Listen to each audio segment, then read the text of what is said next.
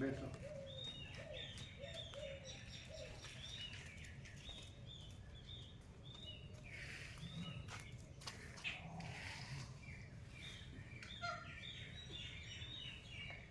તમે રાત્રે ક્યાં સુવો છો? અંદર નથી સૂતા તો? ના અંદર નહીં તો ક્યાં? બહાર શું ક્યાં આગળ? આ રસોડાની બાજુમાં ખરો ને ખોચો બહાર બહાર. એટલે મા અન્નપૂર્ણા છે ની બહાર ખૂણો છે, ખૂણો ત્યાં. બંને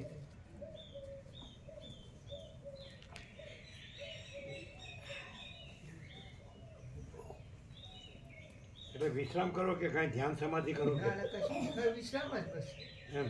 ઊંઘની જ તકલીફ, બીજી કોઈ તકલીફ એટલું નહીં. ધ્યાન સમાધિ કરતા હોય. એવું ના ના કશું જ નહીં બીજું કરવાનું. ઊંઘ ઉડે એટલે આવી જવાનું બસ અંદર. હે? ઊંઘ ઉડે એટલે અંદર આવી જવાનું, ખાલી ઊંઘવા માટે જ.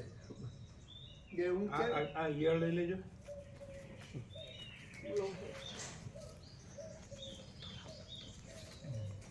પગમાં ના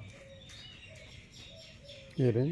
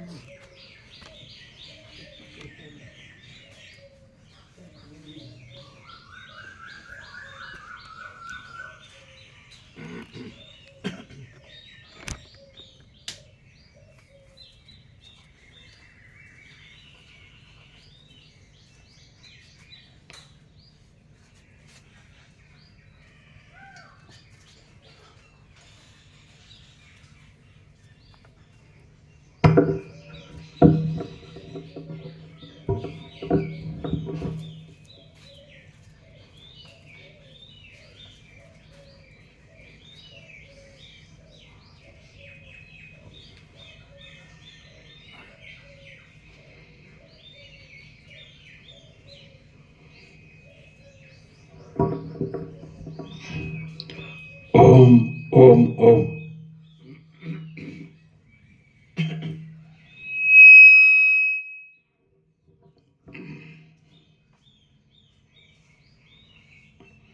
ઓમ.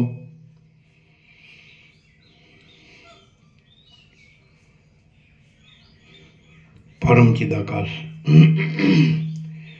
પરમ જ્યોતિ, અખંડ જ્યોતિ, મહાચિદાકાશ, સ્વયં પ્રકાશ, સંપૂર્ણ પ્રકાશ, પૂર્ણ બ્રહ્મ, અનંત તેજઘન, અનંત ચિદઘન, પરમાકાશ, કેવલ, અનંત, શુદ્ધ, તેજઘન, પરમાકાશ, અખિલાત્મા, પૂર્ણ બ્રહ્મ, પરમાત્મા, પરમ ચિદાકાશ, પરમ જ્યોતિ, અખંડ જ્યોતિ, અનંત, પૂર્ણ, પરમ ચિદાકાશ, પરમ શાંતિ, स्वयं सिद्ध, स्वयं प्रकाश, स्वयं पूर्ण, स्वस्वरूप, यही सब कुछ है, इसके सिवा कुछ नहीं है। शून्यवास, अनंत कोटि, महाकल्पो है ही नहीं। महाचिदाकाश, स्वयं प्रकाश, संपूर्ण प्रकाश, महाचिदाकाश ज्योति, अनंत, अखंड, अभेद, महाचिदाकाश ज्योति, महातत्व, महासामान्य, महाचिदाकाश, स्वसंवेद्य, सहज निर्विकल्प, महाचिदाकाश, परम कैवल्य, परम शांति, परम चिदाकाश, अनंत, पूर्ण, निरपेक्ष, सत, अनंत, संपूर्ण, अपरिग्रह, निर्भ्रांत, निरपेक्ष, वशिष्ठ राम, निर्वाणोत्तरार्ध, राउंड 41મો રાઉન્ડ. તમે લોકો મા અન્નપૂર્ણા અંદરથી બંધ કરો છો ને રાત્રે જતી વખતે? એ દરવાજો અંદરથી બંધ રાખો જ કે ન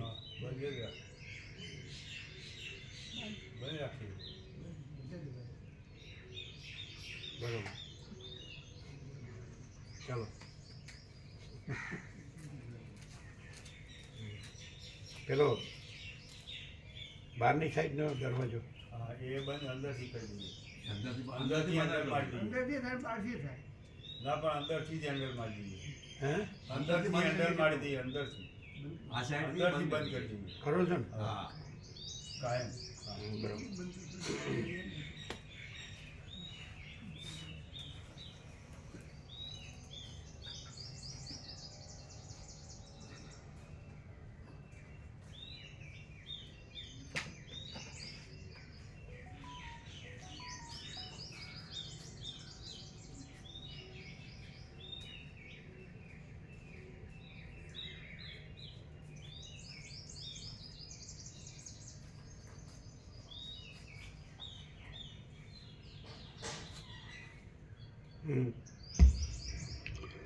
આદ્ય પરબ્રહ્મ સદગુરુ દેવ કી જય. ઓમ શ્રી પરમાત્મને નમઃ. સદગ્રંથોમાં શિરોમણી શ્રી યોગવાસિષ્ઠ મહારામાયણ નિર્વાણ પ્રકરણ ઉત્તરાર્ધ સર્ગ 63મો પેજ નંબર 1330 1330 1330 સર્ગ 63મો. આ 63મા સર્ગમાં અવિવેકી પુરુષોની દ્રષ્ટિથી જોઈએ તો એકબીજાની અંદર અનંત સૃષ્ટિઓ રહેલી છે અને બ્રહ્મવેત્તા પુરુષોની દ્રષ્ટિથી જોઈએ તો બ્રહ્મ જ સર્વત્ર ચિદરૂપ રહેલ છે એ વિશે કહેવામાં આવશે. આ સર્વ બ્રહ્મરૂપ જ છે. રામ બોલ્યા, તમે અવ્યય વિનાના તમારા માત્ર વાસનામય દેહ વડે એ સ્ત્રી સાથે શી રીતે વ્યવહાર કર્યો હતો? એવી સ્થિતિમાં ક ચ ટ ત આદિ અક્ષરોનો ઉચ્ચાર પણ શી રીતે થયો? વશિષ્ઠ બોલ્યા, જેમ શબ્દના શરીરમાંથી વર્ણોચ્ચાર થઈ શકતો નથી તેમ આકાશના જેવા નિરવયવ ચૈતન્ય શરીરને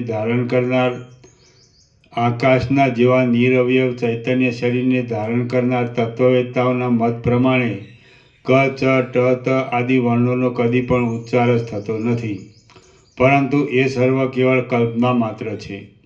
સ્વપ્નની અંદર જો પરમાર્થ રૂપે વર્ણોનો ઉચ્ચાર થતો હોત તો એ વર્ણો નિદ્રા વગરના જાગતા પાસેના મનુષ્યના સાંભળવામાં આવત.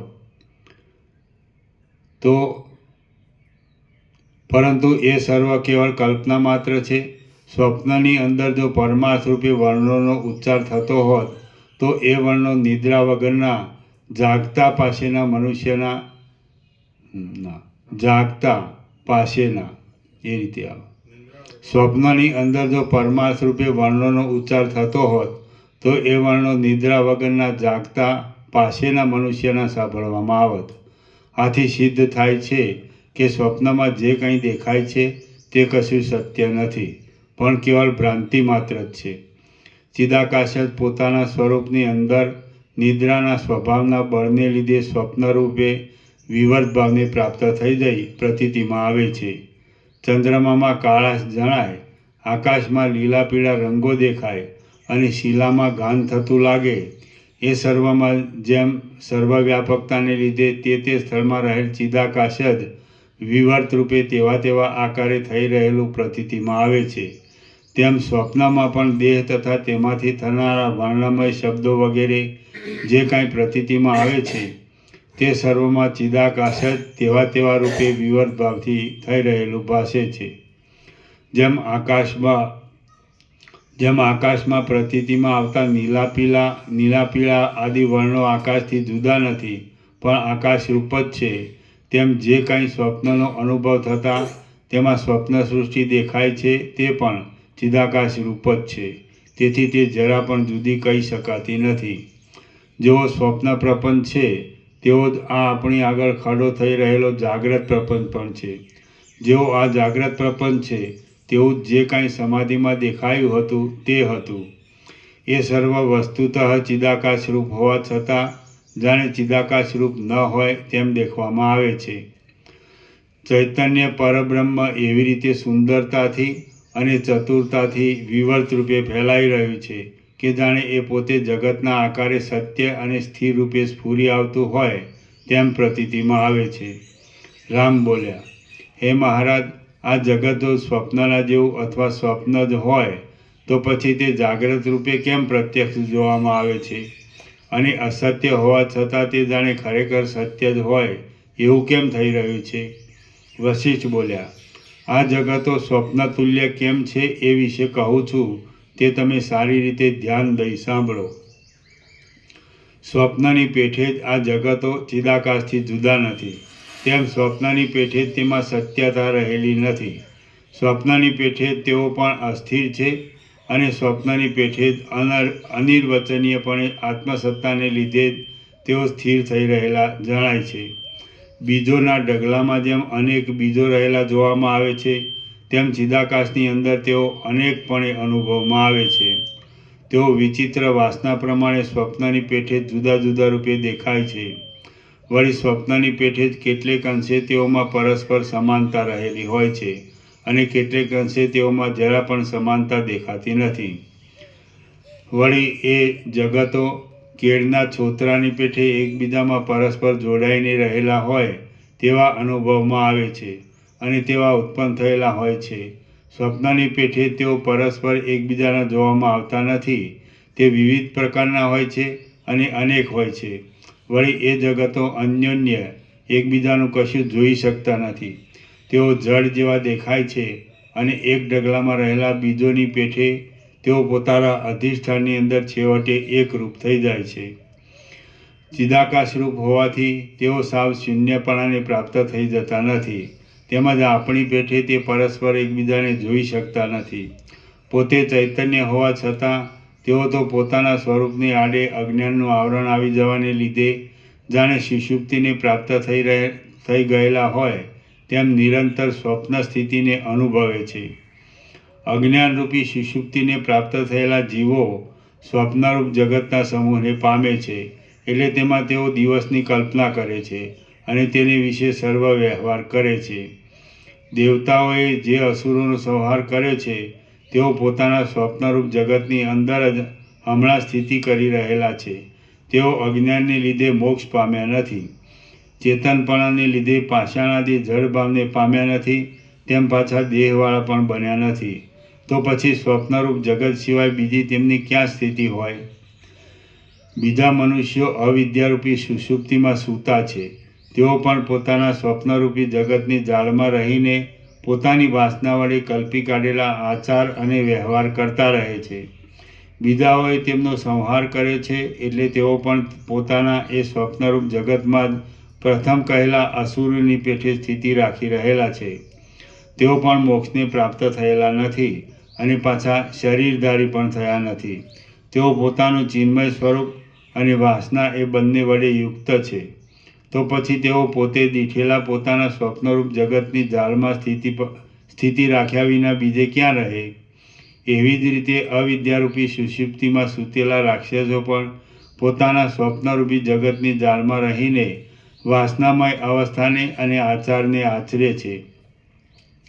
દેવોએ જે અસુરોને હણ્યા છે તેઓ પણ મનુષ્યાદિકની પેઠે જ પોતાના મનોમય સ્વપ્નરૂપી જગતની અંદર જ રહેલા છે.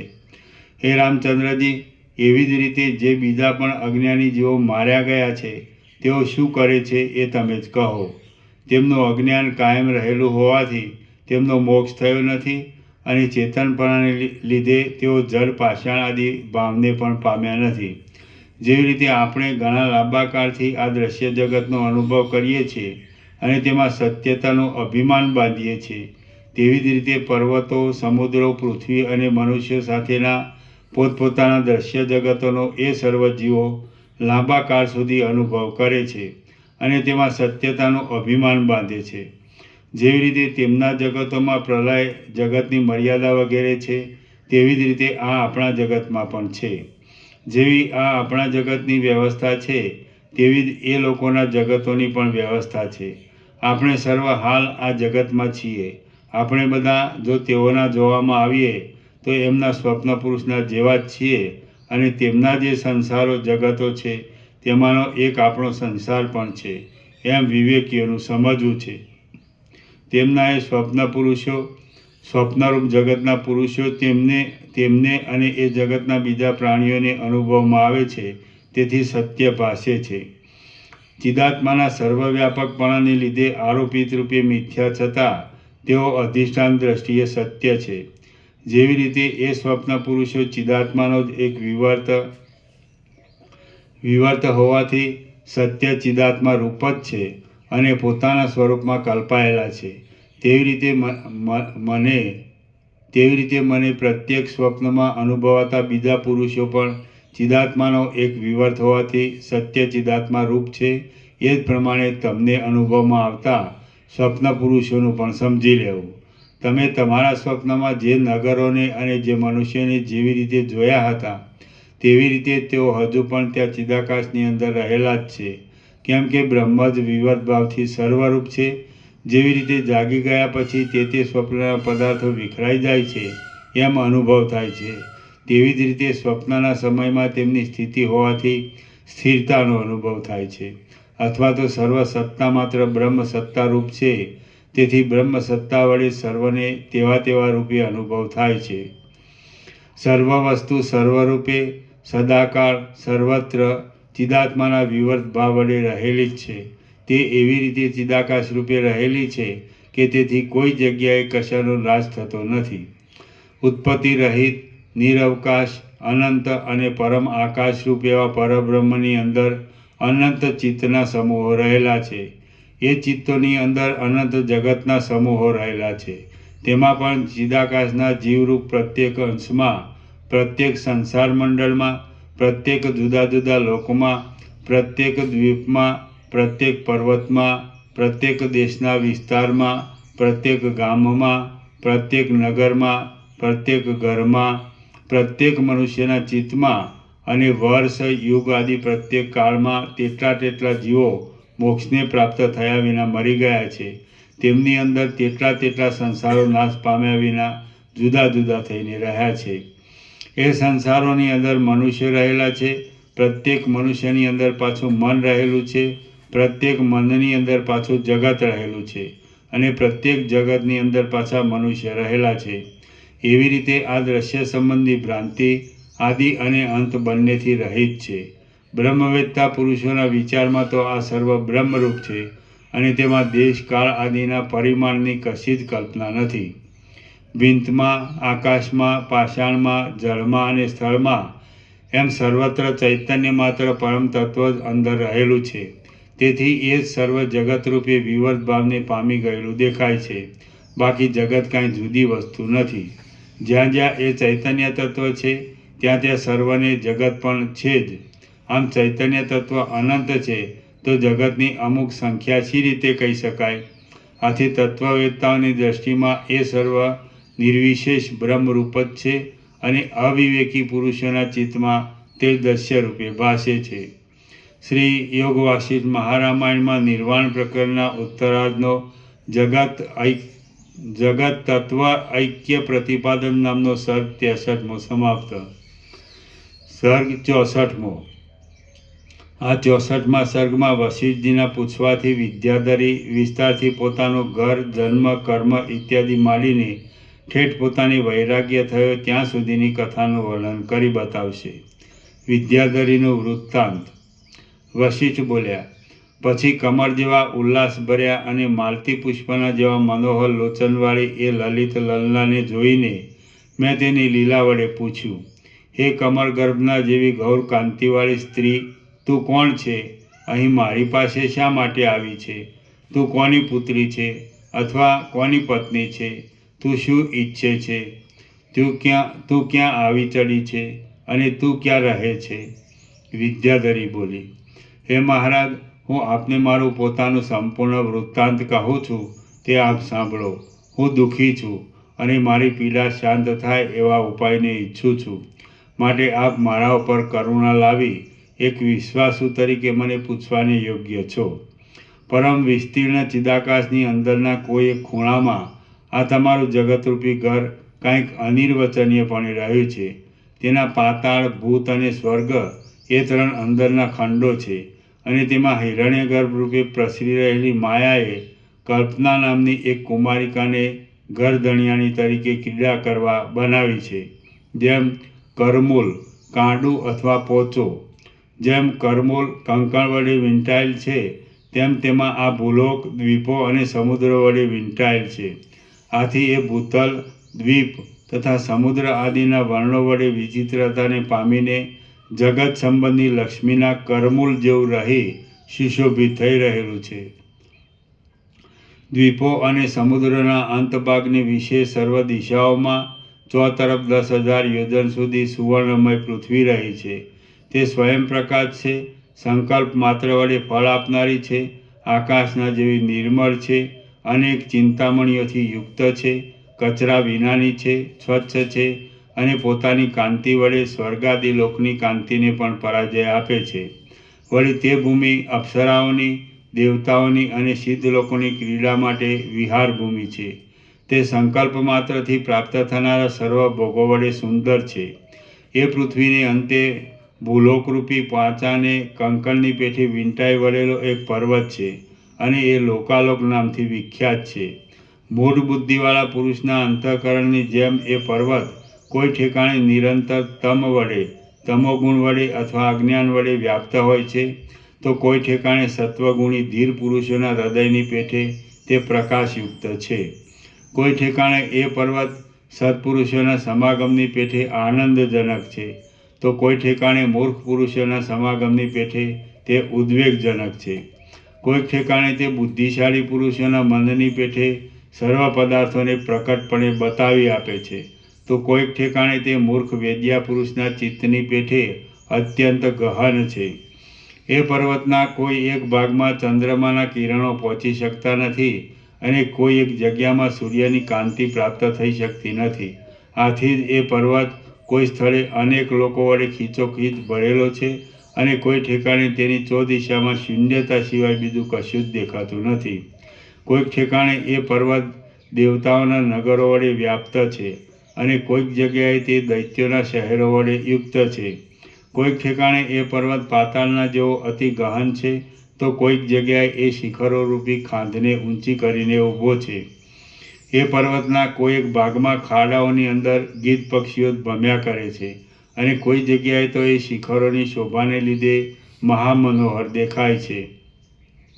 કોઈક જગ્યાએ એ પર્વત એવડો તો ઊંચો છે કે તેના શિખરોની ટોચો ઠેઠ બ્રહ્મલોકના અંદરના ભાગ સુધી જઈ પહોંચી છે.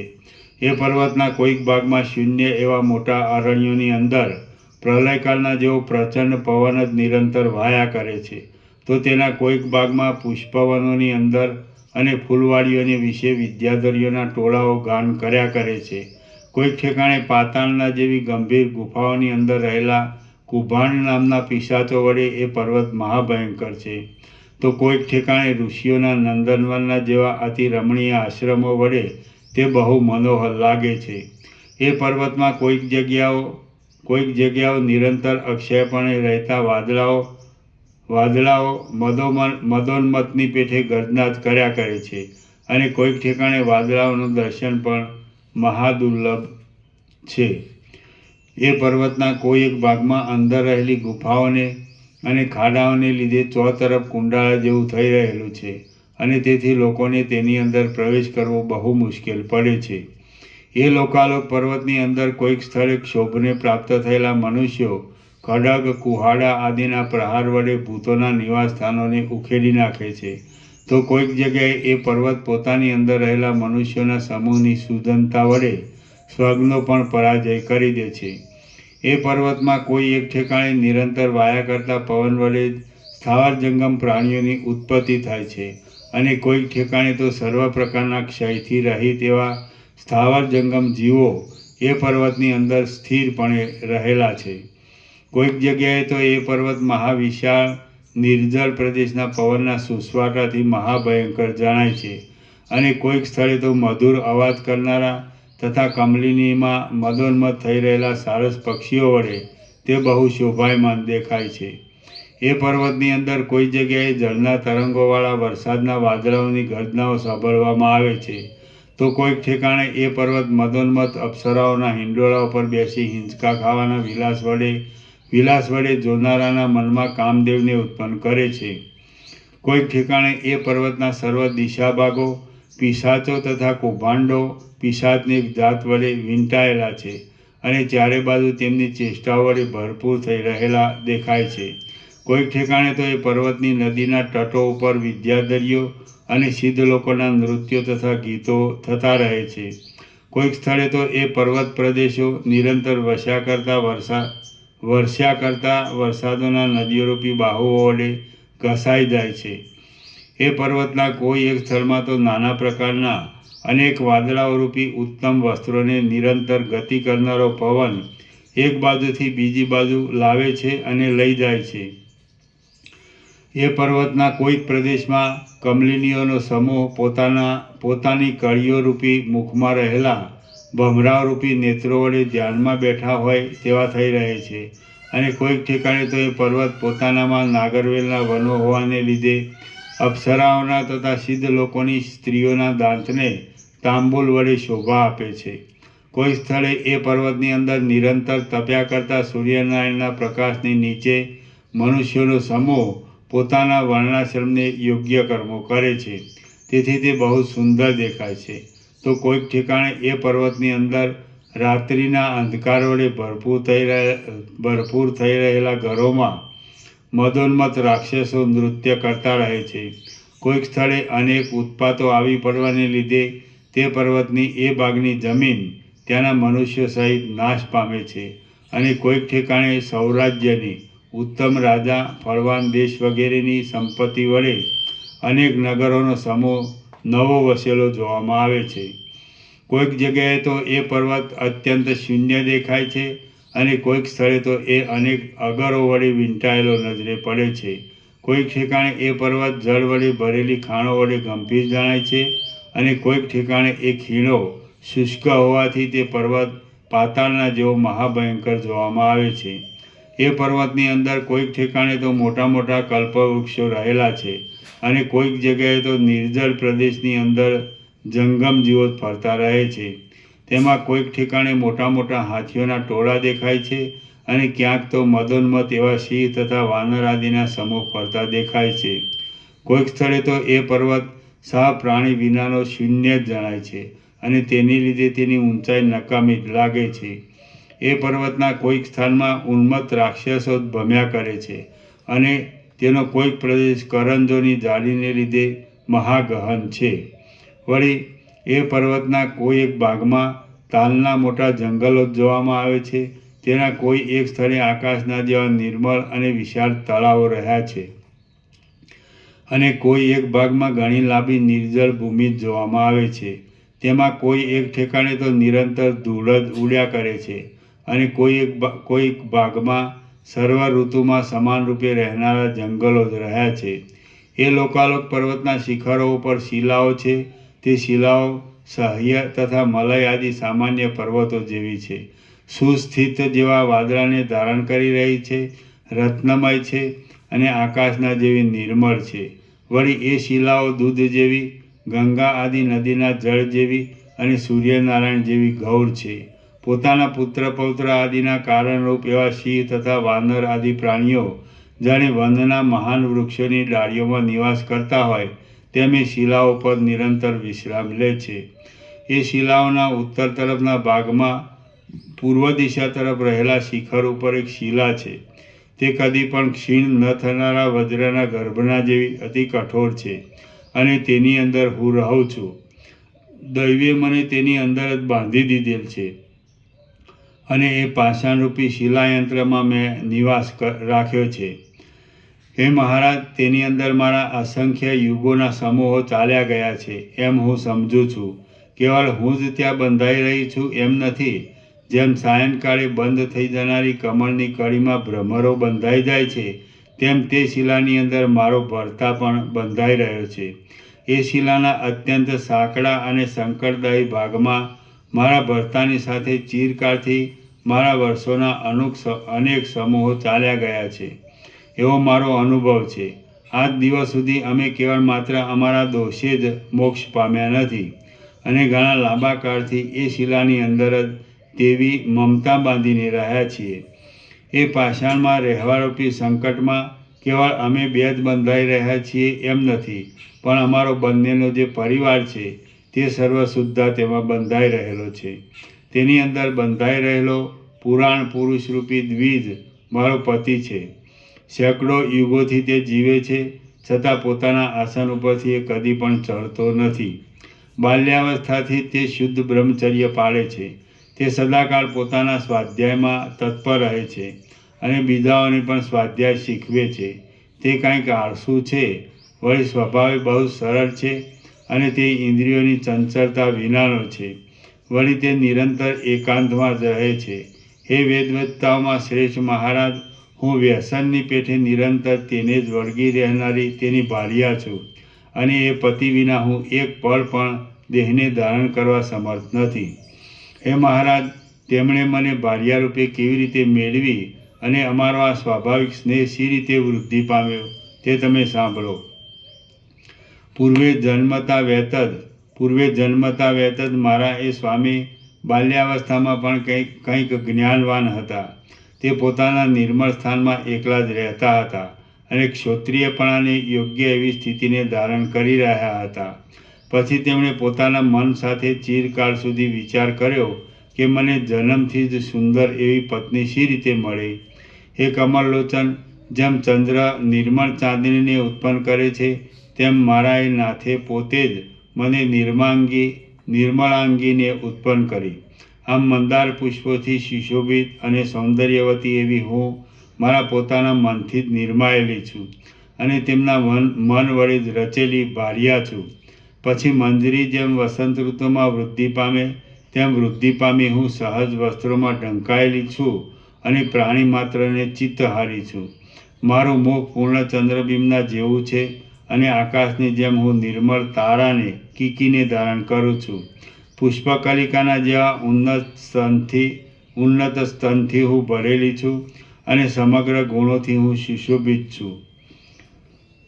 વન જેમ ઉત્તમ લતા વડે સુંદર દેખાય છે, તેમ હું હાથરૂપી પલ્લવ વડે બહુ સુંદર દેખાઉં છું. હું જંતુ માત્રના હૃદયને નિરંતર આકર્ષનારી છું. મારા નેત્ર હરિણીના જેવા મહાવિશાળ છે અને હું કામદેવ વડે ઉન્માદ કરાવનારી છું. હું કેવળ લીલા અને વિલાસોમાં જ નિરંતર લાગી રહી છું. મારા નેત્રો કામસૂચક હાવભાવથી ભરપૂર રહે છે. ગાવા બજાવવાનું મને બહુ જ પ્રિય છે. હું મારા પતિમાં અનુરાગવાળી છું, છતાં ભોગોમાં મને તૃપ્તિ થતી જ નથી. હું સૌભાગ્યમાં અને ભોગોમાં સદા પરાયણ રહું છું. મારા સમદર્શી સ્વામીએ મને મન વડે જ ઉત્પન્ન કરી છે. તેથી લક્ષ્મી અને અલક્ષ્મી એ બંનેની જાણે હું પ્રિય સહચરી હોઉં તેમ એ બંનેમાં મને સમાન દ્રષ્ટિ રહે છે. આથી જ મોહજાળથી મારું સ્વરૂપ બદલાઈ જતું નથી અને સંપત્તિમાં તથા આપત્તિમાં મને કશો હર્ષ શોક થતો નથી.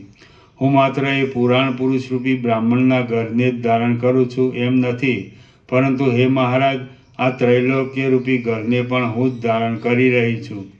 હું મારા એ પતિની પુત્ર પૌત્ર આદિ સંતતિનો પ્રસવ કરવાને યોગ્ય જ ભાર્યા છું અને જેટલો તેનો પોષ્યવર્ગ છે તેનું ભરણ પોષણ કરવામાં સમર્થ છું. ત્રૈલોક્યરૂપી ઘરની સર્વ સામગ્રીને હું જ ધારણ કરું છું અને તેનો સર્વ ભાર એક મારા ઉપર જ રહેલો છે. પછી મને તરુણપણું પ્રાપ્ત થયું, એટલે હું વિકસેલા ઉન્નત સ્તન વડે અત્યંત સુંદર થઈ રહી. ફળ પુષ્પના ગુચ્છાઓ વડે દીપી નીકળતી લતાની પેઠે વિલાસો વડે તથા રસ વડે હું અતિ સુશોભિત દેખાવા લાગી. મારો પતિ કેવળ તપમાં જ આસક્ત છે. તે પોતાના ક્ષોત્રિયપણાથી કોઈ જાતની અપેક્ષાને લીધે નાહકનો વિલંબ કરીને આજ દિવસ સુધી મને પરણેલ નથી. હું યૌવન વડે સંપન્ન છું અને વિલાસોના રસ વડે સુશોભિત છું. આથી જેમ અગ્નિનો સંપર્ક થતાં કમલીની બળ્યા કરે છે, તેમ એ અવિવાહિતપણાના દુઃખને લીધે હું એ પતિ વિના અંદર બળ્યા કરું છું. શીતળ પવનથી ડોલી રહેલી કમલિનીઓમાં પણ મારું અંગ પ્રદીપ્ત કરેલા અંગારાઓના સ્થાનોની પેઠે દાઝ્યા કરે છે. પુષ્પવર્ષાથી પૂર્ણ પથરાયેલી ઉદ્યાન ભૂમિઓ પણ તપેલી રેતવાળી મરુભૂમિના જેવી મને શૂન્ય જ જણાય છે. જળના તરંગોથી તથા કલહાર અને કમળના સમૂહોથી કોમળ તેમજ સારસ પક્ષીઓના શબ્દોથી સરસ એવી નદીઓ પણ મને નીરસ જ જણાય છે. મારી સખીઓ મારો દાહ સમાવવા માટે મને કમળના પુષ્પો, મંદારના પુષ્પો અને શ્વેત કમળોના સમૂહમાં શૈયા આદિ રચી હિંડોળાની પેઠે મને હિંચકાવે છે, તો પણ હું જાણે કાંટાઓમાં હિંચકતી હોઉં તેવો મને અત્યંત દાહ થાય છે. કુમુદ, ઉત્પલ, કલહાર ઇત્યાદિ કમળની જુદી જુદી જાતિઓ છે. કુમુદ, ઉત્પલ, કલહાર અને કેળના પત્રોથી રચેલી શૈયાના ભાગો પણ મારા અંગનો સંગમ થતાં જ અંગતાપથી ચીમડાઈ જાય છે, રસહીન થઈ જાય છે અને છેવટે બળીને ખાક થઈ જાય છે. જે કોઈ વસ્તુ રમણીય હોય, યોગ્યતાવાળા હોય, સ્વાદ ઉત્પન્ન કરે એવી હોય, વિચિત્ર હોય અને મનને હરનારી હોય, તેને જોતાં જ મારા વિશાળ નેત્રો આંસુ વડે ભરાઈ જાય છે. દુઃખરૂપી અગ્નિથી તપેલા અને નીચે પડ્યા કરતાં મારા આંસુના ટીપાઓ કમળ અને ઉત્પલની પંક્તિઓમાં છમ કરતા પડે છે અને એ કમળોને શુષ્ક કરી દઈને પોતે પણ શુષ્ક થઈ જાય છે.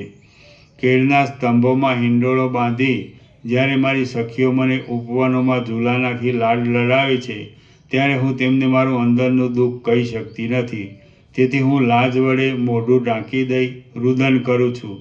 હિમના બિંદુઓના સમૂહ વડે વ્યાપ્ત થઈ રહેલો કેળના પાંદડાઓનો માંડવો મને ગરમી પેદા કરતો હોય તેવો દેખાય છે અને તે ખેરના લાકડાના અંગારા જેવો મને મહાભયંકર લાગે છે. કમલિનીના નાળોરૂપી હિંડોળામાં હું સારસ પક્ષી સાથે સમાગમ પામેલી જોઉં છું અને હું ગરીબડે મોઢે મનની અંદર મારા યૌવનની નિંદા કરું છું. રમ્ય વસ્તુ જોતાં જ હું સંતાપ વડે રોવા માંડું છું. મધ્યસ્થ ઉપેક્ષા કરવા યોગ્ય પદાર્થને જોતાં જ હું શાંત થઈ રહું છું અને લોકમાં નિંદ્ય ગણાતા મૂર્છા તથા જડપણું વગેરેને પામીને મને ઉલટો હર્ષ થાય છે, કેમ કે હું દીન છું અને એ સમયમાં કેવી સ્થિતિમાં છું તેનું મને કશું ભાન રહેતું નથી. પ્રત્યેક દિશામાં ડોલરના ફૂલો, મંદારના પુષ્પો અને કમળો તથા શીતળ મલ્યાચલનું ચંદન એ સર્વ જાણે કામાગ્નિ વડે બળી ગયેલા પુરુષોની મૂર્તિમાન ભસ્મ જ હોય તેવા મને દેખાય છે. હું મારા પાસા આડાઅવળા ફેરવું છું, તેથી મારા અંગની ગરમી લાગે છે. એટલે ચારે બાજુ શ્યામતાવાળા તમાલના પલ્લવોની, કમલિનીઓની, ઉત્પલ, કલહાર આદિ કમળોની, કેળના પાંદડાઓની અને માલતીના પુષ્પોની શૈયા સાવ શુષ્ક થઈ જાય છે. હાય, મારા નવયૌવનના સર્વ દિવસો વ્યર્થ ચાલ્યા ગયા. શ્રી યોગવાસિષ્ઠ મહારામાયણમાં નિર્વાણ પ્રકરણના ઉત્તરાર્ધનો વિદ્યાધરી વ્યસન વર્ણન નામનો સર્ગ 64મો સમાપ્ત. સર્ગ 65મો. આ 65મા સર્ગમાં કાળે કરીને પોતાનો પતિ ઉપરનો પ્રેમ નિર્માલ્ય દશાને પ્રાપ્ત થઈ જતા એ વિદ્યાધરી ધારણાના અભ્યાસ વડે પ્રાણને જીતી લઈને પોતે સિદ્ધ દશાને પ્રાપ્ત થઈ ગઈ એ વિશે વર્ણન કરવામાં આવશે. વિદ્યાધરીની સિદ્ધ દશા. વિદ્યાધરી બોલી, જેમ શરદ ઋતુ શાંત થઈ જતાં હેમંત ઋતુના આરંભકાળમાં રસહીન થઈ રહેલ પલ્લવ રૂપરંગથી સાવ રહિત થઈ જાય છે, તેમ ઘણો લાંબો કાળ ચાલ્યો જતાં એ મારો સ્નેહ પણ નિર્માલ્ય જેવો થઈ ગયો.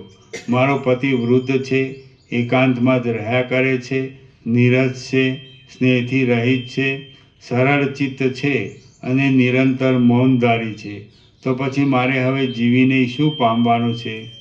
બાળપણથી જ વૈધવ્ય ભોગવવું એ ઠીક છે, અથવા મરણ થઈ જાય એ પણ ઠીક છે, અથવા વ્યાધિ થાય કે કોઈ વિપત્તિ આવી પડે એ પણ ઠીક છે, પરંતુ ચિત્તને રૂચે નહીં એવી પ્રકૃતિવાળો પતિ હોય એ ઠીક જ નથી. અખંડિત સૌભાગ્ય રહેવું અને રસિક તથા સુંદર આચારવાળો તરુણ પતિ હોવો એ જ સ્ત્રીના જન્મનું સાફલ્ય છે. નીરસ પતિવાળી સ્ત્રી પોતે જીવતા છતાં મરેલી જ છે. શાસ્ત્ર સંબંધી સંસ્કાર વિનાની બુદ્ધિ પણ અનેક દુષ્કર્મોથી હણાયેલી જ છે. દુર્જનોના ઉપભોગમાં આવેલી લક્ષ્મી પણ ધૂળદાણી થયેલી છે અને વેશ્યાએ સદાચારની લીધેલ લાજ પણ હણાયેલી જ છે. જે સ્ત્રી પોતાના પતિને મન વચન કર્મ વડે અનુસરે છે તે જ ખરી સ્ત્રી છે. જે લક્ષ્મી સત્પુરુષને અનુસરે છે તે જ ખરી લક્ષ્મી છે. જે બુદ્ધિ સમદમ આદિ સાધન સંપત્તિ વડે મધુર ને ઉદાર છે તે જ ખરી બુદ્ધિ છે. જે સાધુતામાં સર્વત્ર સમાન દ્રષ્ટિ રહે છે તે જ ખરી સાધુતા છે. જે સાધુતામાં સર્વત્ર સમાન દ્રષ્ટિ રહે છે તે જ ખરી સાધુતા છે. જે દંપતી પરસ્પર એકબીજામાં પ્રેમપાસ વડે બંધાઈ રહ્યા હોય છે તેમને આધિઓ વ્યાધિઓ આપત્તિઓ અતિવૃષ્ટિ કે અનાવૃષ્ટિ આદિ દૈવી ઉત્પાતો કશી પણ બાધા ઉત્પન્ન કરી શકતા નથી. દુષ્ટ પતિવાળી અને વૈધવ્યવાળી સ્ત્રીઓને વિકસિત થઈ રહેલ પુષ્પવાળા સ્થાનો અને નંદનવનની ભૂમિઓ પણ નિર્જન પ્રદેશના જેવી સંતાપકારી જણાય છે. સ્ત્રીઓ જગતમાં પ્રસિદ્ધ રીતે દેખાતા ઘર ધન આદિ સર્વ પદાર્થોનો થોડા ગુણને લીધે અથવા પ્રમાદને લીધે ત્યાગ કરી શકે છે, પરંતુ તેઓ એક પતિનો ત્યાગ કરી શકતી નથી. હે મુનિશ્રેષ્ઠ, હું સ્થિર યૌવનવાળી છું અને મેં એ સર્વ દુઃખો અનેક વર્ષો સુધી સહન કર્યા છે. અહો, મારું દુર્ભાગ્ય તો તમે જુઓ.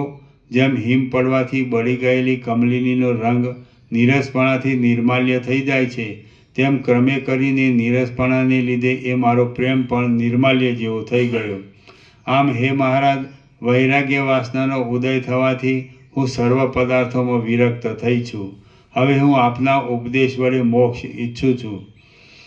જે જીવોએ ઈચ્છિત અર્થ પ્રાપ્ત કર્યો નથી, જેમણે પોતાની બુદ્ધિને પરમાત્મામાં વિશ્રામ પમાડી નથી અને જેઓ મરણને આરે બેઠેલા છે, તે જીવોના જીવવા કરતાં તો મરણ પણ વધારે સારું છે. જે જીવોએ ઈચ્છિત અર્થ પ્રાપ્ત કર્યો નથી, જેમણે પોતાની બુદ્ધિને પરમાત્મામાં વિશ્રામ પમાડી નથી અને જેઓ મરણને આરે બેઠેલા છે, તે જીવોના જીવવા કરતાં તો મરણ પણ વધારે સારું છે. મારા પતિ અહર્નિશ નિર્વાણની જ ઈચ્છા રાખે છે. મારા પતિ અહર્નિશ નિર્વાણની જ ઈચ્છા રાખે છે.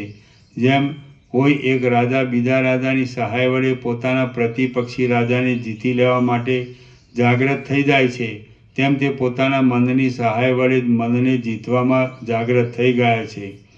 હે મહારાજ, મારા પતિનું અને મારું અજ્ઞાન શાંત થઈ જાય તે માટે આપ ન્યાયયુક્ત વાણીથી અમને આત્માનું સ્મરણ કરાવો.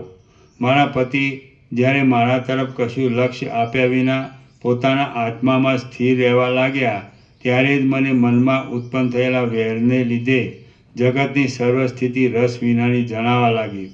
ત્યારથી માંડી હું સંસાર સંબંધી વાસનાના આવેશથી માત્ર રહિત થઈ ગઈ છું અને ત્યારથી મેં અભિમત તથા તીવ્ર સંવેગવાળી આકાશગમન રૂપી સિદ્ધિ આપનારી ધારણા ખેતરી મુદ્રા બાંધવાનો અભ્યાસ કર્યો છે. પછી એ ધારણા વડે મેં આકાશગમન રૂપી સિદ્ધિ સંપાદન કરી અને સિદ્ધ પુરુષોના સમાગમ વડે ઉત્તમ ફળ આપનારી એ ધારણાનો મેં ફરીવાર અભ્યાસ કર્યો. ત્યારબાદ મારા આધારરૂપ જગતના પૂર્વાપર ભાગો જોવાની ઈચ્છાથી મેં તદનુકૂળ ધારણા બાંધી અને તેમાં હું સ્થિર થઈ રહી. આથી મને એ ધારણાની સિદ્ધિ પણ પ્રાપ્ત થઈ. પછી પોતાના એ જગતની અંદર રહેલી સર્વ વસ્તુઓ જોઈ લઈ હું તેની બહાર નીકળી, એટલે લોકાલોક પર્વતની સ્થૂલ એવી શિલા મારા જોવામાં આવી. હે મહારાજ, અમે બંને દંપતીના ચિત્તમાં આટલા કાળ સુધી બીજું કશું જોવાની કોઈ દિવસ કશી પણ ઈચ્છા જ થઈ ન હતી. અહો, મારા પતિ એવા તો વાસના વિના છે કે તેઓ એકાંતમાં કેવળ વેદના શુદ્ધ અર્થનું જ, ધર્મનું તથા પરમાત્માનું ચિંતન કર્યા કરે છે. આથી તેમને ભૂતકાળ, ભવિષ્યકાળ અને વર્તમાનકાળનું તથા તેની અંદર રહેલા સર્વ પદાર્થોનું તેમજ બ્રહ્મ તત્વનું હજી સુધી ગુરુ ન મળવાથી જ્ઞાન થયેલું નથી. જો કે મારા પતિ વિદ્વાન છે, તો પણ તત્વજ્ઞાન ન થવાને લીધે તે પરમપદ પામ્યા નથી. આજે હું અને મારા પતિ બંને પ્રયત્ન વડે પરમપદ મેળવવા ઈચ્છીએ છીએ. માટે હે મહારાજ, મારી એ પ્રાર્થના સફળ કરવાને આપ યોગ્ય છો. આપ જેવા મોટા પુરુષો પાસે કોઈ પણ કાંઈ યાચના કરે તો તે કદી પણ નિષ્ફળ જતી જ નથી.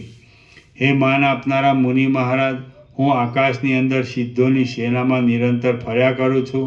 મારી દૃષ્ટિમાં આપ વિના બીજો કોઈ પણ અમારા ઘાટા અજ્ઞાનરૂપી વનને અગ્નિની પેઠે બાળી નાખે એવો જોવામાં આવતો નથી. હે દયાળુ મહારાજ, સત્પુરુષો તો પોતાની પાસે આવી યાચના કરનારા પુરુષોની ઈચ્છાઓને સહેજ પૂર્ણ કરે છે. હું અહીં આપને શરણે આવેલ છું, તો આપ મારો તિરસ્કાર કરવાને યોગ્ય નથી. શ્રી યોગ વાસિષ્ઠ મહારામાયણમાં નિર્વાણ પ્રકરણના ઉત્તરાર્ધનો વિદ્યાધરી જન્મ વ્યવહાર વર્ણન નામનો સર્ગ 65મો સમાપ્ત. સર્ગ 66મો.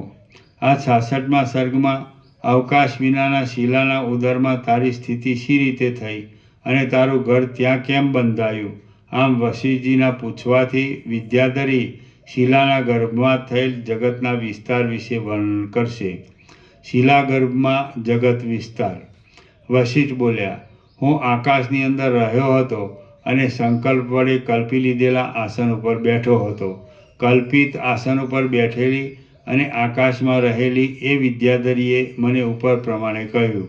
એ પછી મેં તેને પૂછ્યું, હે બાલા, તારા જેવા સ્થૂળ દેહવાળા પ્રાણીઓની સ્થિતિ શિલાના ઉદરમાં શી રીતે થઈ શકે? તેમાં હલનચલન પણ શી રીતે થાય? શા માટે તે એવા સ્થાનમાં ઘર બાંધ્યું? વિદ્યાધરી બોલી, હે મહારાજ, જેવું આ તમારું વિશાળ જગત દીપી રહ્યું છે તેવું અમારું જગત પણ અનેક સૃષ્ટિઓ અને સંસારો સાથે જોડાઈને એ શિલાની અંદર દીપી રહ્યું છે. એ અમારા જગતમાં પણ આ જગતની પેઠે જ પાતાળલોકમાં નાગો રહેલા છે અને ભૂલોકમાં પર્વતો રહેલા છે. તેમાં જળ પણ ખળખળ અવાજ કર્યા કરે છે અને આકાશમાં વાયુઓ વાયા કરે છે. તેમાં જળ વડે સમુદ્રો શોભી રહ્યા છે અને અંદર ધીરે ધીરે પ્રજાઓ સંચાર કરે છે. અહીંની પેઠે જ એ અમારા જગતમાં પણ પ્રાણીઓ નિરંતર ઉત્પન્ન થતા રહે છે અને નિરંતર નાશને પણ પ્રાપ્ત થતા જાય છે.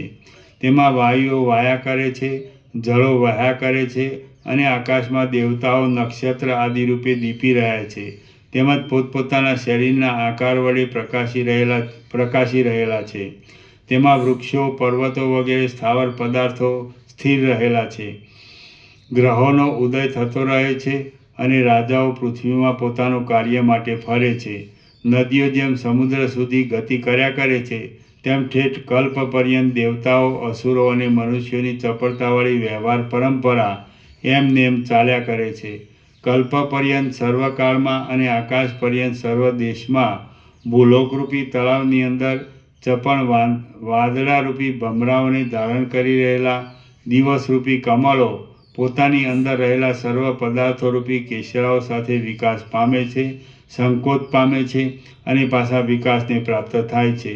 ચંદ્રમાં પોતાના તેજરૂપ એવી ચાંદનીરૂપી ચંદન વડે ચારે દિશાઓને લેપન કરે છે અને રોહિણીના હૃદયમાં રહેલા અંધકારને તથા રાત્રિના બહાર અનુભવમાં આવતા અંધકારને દૂર કરે છે. પોતાની 10 દિશાઓરૂપી દિવેટમાં રહેલ ભેદરૂપી દિવેલને ચૂસી લેવામાં તત્પર થઈ રહેલી અને પવનરૂપી યંત્રે ચારે બાજુ ડોલાવેલી સૂર્યરૂપી દિવ્ય દીવી પૃથ્વી અને આકાશરૂપી ઘરની અંદર જગ્યા કરે છે. બ્રહ્માના સંકલ્પ વડે રચાયેલ વાતાવરણમાં ફરનારા પવનના કિરણો વડે થંભી રહેલ અને પૃથ્વી તથા આકાશ એ બંનેના કપાટની પેઠે સ્થિર થઈ રહેલા વરસાદના વાદળાની ગર્જનાથી ગાજી રહેલ જ્યોતિષચક્રરૂપી રેટ આકાશની અંદર નિરંતર ફર્યા કરે છે. સૃષ્ટિના આરંભકાળથી માંડીને તે રેટ 4 પ્રકારના પ્રાણીઓરૂપી તાંદુલને દળ્યા કરે છે. ધ્રુવરૂપી ખીલ્લામાં બંધાઈ રહે છે અને દૈવયોગથી જ નિરંતર ચાલ્યા જ કરે છે. અહીંની પેઠે જ અમારો ભૂલોક પણ દ્વીપો, સમુદ્રો અને પર્વતો વડે તેમાં વ્યાપ્ત છે. વિમાનોની રચનામાં ગોઠવેલા નગરો વડે આકાશ ભરપૂર છે અને દૈત્યો, દાનવો તથા નાગોના સમૂહ વડે પાતાળલોક વ્યાપેલો છે. તેમાં પણ શ્યામતાવાળો ભૂલોક જાણે આચારમાં ચપળતાવાળી ત્રિલોકીરૂપી લક્ષ્મીનું મણીથી ઝળહળતું ચંચળ કુંડળ હોય તેવો થઈ રહ્યો છે. ત્યાં પણ સ્થાવર જંગમ સર્વ પ્રાણીઓ જેમ બુદ્ધિ આદિથી રહિત એવી બહારની વાયુની ક્રિયા વડે બહાર હલનચલન કરે છે તેમ અંદર રહેલા સૂક્ષ્મ પ્રાણવાયુ વડે અંદર હાલચાલ ચાલતા રહી જન્મ આદિ વિકારોને પ્રાપ્ત થાય છે. એ અમારા જગતમાં પણ અહીંની પેઠે મુનિ લોકોમાં મૌન રહેલું છે. પૃથ્વીની ઉપર સમુદ્ર આદિના જળો રહેલા છે. પવનો વાંદરાઓની પેઠે નિરંતર ચપળ જ વહ્યા કરે છે. આકાશની અંદર પોલાણ રહેલું છે અને તેજમાં પ્રકાશ રહેલો છે. વૃક્ષોમાં ફરનારા વાનર વગેરે પ્રાણીઓ, પૃથ્વી ઉપર ગતિ કરનારા મનુષ્યાદિકો, સમુદ્રમાં ફરનારા મત્સ્યાદિકો, પર્વતોમાં વસનારા મૃગાદિકો અને આકાશમાં રહેનારા પક્ષીઓ, દેવતાઓ વગેરે તે લોકોની અંદર સંપૂર્ણ રીતે જોવામાં આવે છે. કીડાઓ, દેવો, દાનવો અને જળચર વગેરે પ્રાણીઓ પણ અહીંની પેઠે ત્યાં રહેલા છે અને એ બધા વારંવાર જન્મ મરણને પ્રાપ્ત થતા રહે છે. જેમ કોઈ પશુનું પાલન કરનાર પુરુષ પોતાના હાથથી પોતાના પશુનું લાલન પાલન કરી તેનો ભોગ લે છે, તેમ કાળ, સૂર, અસુર અને ગંધર્વો સહિત સર્વ પ્રજાનું કલ્પ, યુગ, વર્ષ આદિરૂપ પોતાના હાથ વડે લાલન પાલન કરી તેનો ભોગ લે છે. અસુર આદિ સર્વ જીવો અનંત, વિશાળ, અગાધ અને ગંભીર એવા કાળરૂપી સાગરમાં અનેક ચકરીઓવાળી કાળ ગતિ વડે ઉત્પન્ન થાય છે અને પાછા લઈને પ્રાપ્ત થઈ જાય છે. પવને ઊંચા ઉડાડેલા 14 પ્રકારના પ્રાણીઓરૂપી રજકણો સર્વનાશના અધિષ્ઠાનરૂપી અવ્યાકૃત આકાશની અંદર શરદ ઋતુના વાદળાની પેઠે લય પામી જાય છે. અહીંની પેઠે અમારા જગતમાં પણ આકાશરૂપી પોલાણરૂપી વસ્ત્રને ધારણ કરી રહેલ અને આભૂષણરૂપ તારાઓના સમૂહ વડે સુશોભિત એવા મુકુટ વડે સુંદર દેખાઈ રહેલો અંતરિક્ષલોક ચંદ્રમા અને સૂર્યના કિરણોરૂપી ચામર ડોળીને સૂતેલા જગતને જાણે જાગ્રત કરતો હોય તેવો શોભી રહ્યો છે. અહીંની પેઠે જ અમારા જગતમાં પણ દિશાઓ, સ્થાવર, વૃક્ષાદિક પ્રાણીઓની પેઠે પોતાના દેશને નહીં છોડતા પવન, ધરતીકંપ, વરસાદ અને તાપને સહન કરી રહે છે.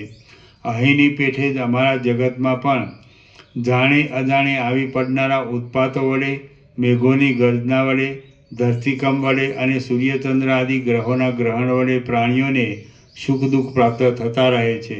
14 લોકોના પ્રાણીઓના સમૂહને પ્રલયકાળ ગળી જાય છે તેવી રીતે મહાપ્રદીપ્ત વડવાનર 7 સમુદ્રના જળોને પી જાય છે.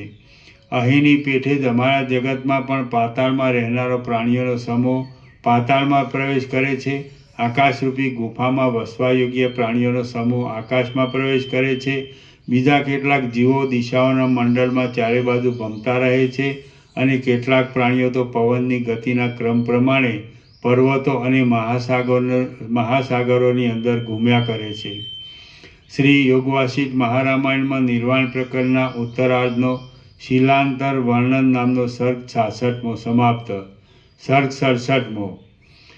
આ 67મા સર્ગમાં કૌતુક જોવાની ઈચ્છાથી વશિષ્ઠ મુનિ વિદ્યાધરીની સાથે જશે અને તે છતાં જગત તેમના જોવામાં નહીં આવવાથી તે વિદ્યાધરીને પૂછશે, એટલે તે વિદ્યાધરી અભ્યાસનું મહાત્મ્ય વર્ણવી બતાવશે.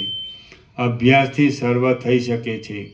વિદ્યાધરી બોલી, હે મહારાજ, આપને મારા કહેવા ઉપર કાંઈ સંશય રહેતો હોય તો આપ પોતે કૃપા કરીને અમારા જગતને સંપૂર્ણ રીતે જોવા માટે પધારો. કેમ કે આપ જેવા મહાન પુરુષો આશ્ચર્યયુક્ત બાબત સાંભળવામાં આવે તો તે જોવામાં અતિ કૌતુકવાળા હોય છે. વિદ્યાધરીની એ વાતનો મેં સ્વીકાર કર્યો. અહીંથી પાછું વશિષ્ઠજીનું કહેવું શરૂ થાય છે એમ સમજવું. વિદ્યાધરીની એ વાતનો મેં સ્વીકાર કર્યો પછી જેમ પવનના ઝપાટાની સાથે સુગંધ ઉડે તેમ શૂન્યરૂપધારી હું, શૂન્યરૂપધારીણી તે વિદ્યાધરીની સાથે આકાશની અંદર ઉડવા લાગ્યો. આમ આકાશ સંબંધી શૂન્ય માર્ગમાં ઘણે છેટે ચાલ્યા ગયા પછી હું વિદ્યાધરીની સાથે આકાશની અંદર વસનારા દેવ આદિ પ્રાણીઓના સમૂહની પાસે જઈ પહોંચ્યો. ઘણે કાળે આકાશની અંદર દેવ આદિ પ્રાણીઓના સંચારવાળા માર્ગને ઓળંગીને હું ધોળા વાદળાવાળા લોકાલોક પર્વતના શિખર ઉપરના આકાશમાં જઈ પહોંચ્યો. પછી તેની ઉત્તર દિશાના પૂર્વ ભાગમાં રહેલા ચંદ્રમાના જેવા ધોળા વાદળાઓથી નીચે ઉતરીને એ વિદ્યાધરી મને ઊંચી અને તપાવેલ સુવર્ણની બનાવેલી પોતાની શિલાની અંદર લઈ ગઈ. તે શિલા સુવર્ણની હતી અને અગ્નિના પ્રકાશ વડે બરાબર દેખવામાં આવે એવી મેરુ પર્વતની તળેટી જેવી દેદીપ્યમાન હતી. તે શુભ્ર શિલામાં હું ચોતરફ જોવા લાગ્યો તો વિદ્યાધરીએ વર્ણવી બતાવેલું જગત મારા જોવામાં આવ્યું નહીં. ત્યારે મેં રમણીય વિદ્યાધરીને પૂછ્યું કે તમારી સૃષ્ટિ કઈ જગ્યાએ રહેલી છે? તમે તેની અંદર વર્ણવેલા રુદ્ર, સૂર્ય, અગ્નિ, તારા આદિ ક્યાં છે? 7 લોકો પણ ક્યાં છે? સમુદ્ર, આકાશ અને દિશાઓ ક્યાં છે? પ્રાણીઓના જન્મ મરણ પણ ક્યાં થાય છે? તમે વર્ણવેલો વરસાદના મોટા વાદળાઓનો સમુદાય પણ ક્યાં છે? તારાઓ વગેરે રમણીયતાવાળો આકાશનો આડંબર પણ ક્યાં દેખાય છે? પર્વતોના શિખરોની પંક્તિઓ ક્યાં રહેલી છે? મહાસાગરો રૂપી રેખાઓ ક્યાં છે? 7 દ્વીપોની કુંડાળા જેવી ખાઈઓ ક્યાં રહી છે? તપાવેલ શુદ્ધ સોનાની જમીન પણ ક્યાં છે? કાર્ય અને કાળની કલ્પના પણ ક્યાં દેખાય છે? પ્રાણીઓની અને લોકોની ભ્રાંતિ પણ ક્યાં છે? વિદ્યાધરો અને ગંધર્વો પણ ક્યાં રહ્યા છે? મનુષ્યો, દેવતાઓ અને દાનવો પણ ક્યાં છે? ઋષિઓ, રાજાઓ અને મુનિઓ પણ ક્યાં છે? ન્યાય અન્યાયનો વ્યવહાર પણ ક્યાં છે? 5 પ્રહરની રાત્રિઓ પણ ક્યાં છે? અને સ્વર્ગ નરકની ભ્રાંતિ ક્યાં છે? પુણ્ય પાપની કલ્પના પણ ક્યાં છે? કળાઓ તથા કાળની ક્રીડા પણ અહીં ક્યાં છે? દેવદાનવોના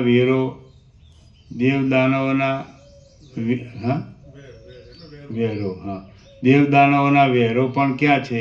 અને દ્વેષની તથા સ્નેહની રીતિ પણ અહીં ક્યાં દેખાય છે? હું જ્યારે ઉપર પ્રમાણે કહેવા લાગ્યો ત્યારે ભ્રમર જેવા સુંદર નેત્રવાળી એ વિદ્યાધરીએ શિલા તરફ વિસ્મયથી ચપળ થયેલી દ્રષ્ટિ કરીને મને નીચે પ્રમાણે કહ્યું.